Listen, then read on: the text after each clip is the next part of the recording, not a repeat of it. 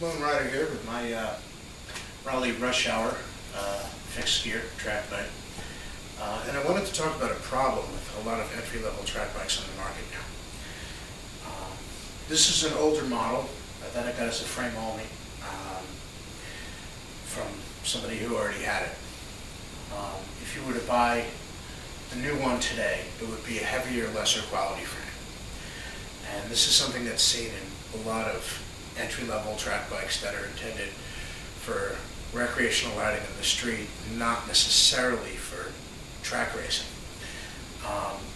At one point, if you wanted a fixed gear for the street, you could try and find an old used track bike that had geometry that wasn't quite racing geometry.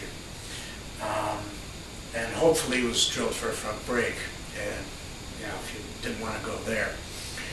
But after a while, sometime in the early 2000s, a lot of manufacturers started making entry-level track bikes that they kind of knew were going to be used on the roads by people for winter training, for commuting, for just riding around because they were cool. And it seemed like that was good, and that was going to be, everything was going to just improve from there and get better quality, better part spec, better manufacturer, better pricing as things normally do in a market. And instead what happened is, at a certain point, they started reducing the quality of the bikes and still basically charging the same price. So if you were to buy this bike today, it would come with a high tensile steel frame rather than a chromoly steel frame. That's a lesser quality steel. It's heavier, it's potentially less durable, and it just isn't going to handle as nice. And we see that with other bikes, not just Raleigh. I shouldn't just pick on Raleigh.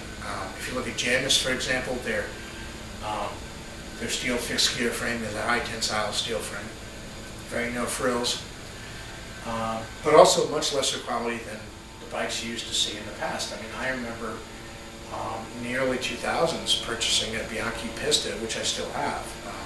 Some parts are missing on it because I needed them for other projects. I have to put it back together. But and to be fair, it's a little small for me. It's a 51 or something. I normally ride between a 53 and a 54, but it was an impulse purchase. I was at a bike show in Edison, and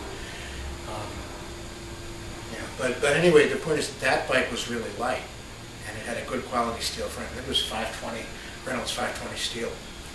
I might be wrong on that. Don't quote me. But the point is the bike was lighter, it was better quality steel, etc.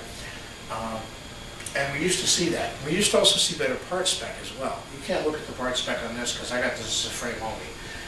Everything except the seat post is mine, so that's neither here nor there. But the thing is that we used to see better part spec, we used to see better quality frames on entry-level track bikes than we do now. And I honestly don't know why that is, but I think it's definitely something that the bicycle industry should address. Presumably they think they know what they're doing, but I get the feeling a lot of people are going to get their hands on these fixed gear bikes, these entry-level track bikes, and they're not going to be all that happy with how they handle, how they weigh. For somebody who's just going to dabble in it, that's one thing, but if you're going to ride a lot on it, you want a good quality frame. And in many ways, it may spur people to go back to what we used to do, which is take an old road frame and use that.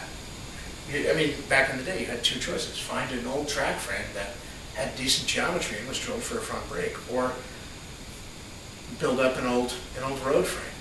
And the market's lack of quality entry-level offerings may actually be spurring people back in that direction, which is neither here nor there. I don't have a problem with that. If anything, it'll give new life to old bikes that would just otherwise find themselves put out by the curb or something. But the point is that we now have a bicycle industry that is recognizing that fixed gear bikes are a thing, and not just for people who race on velodromes.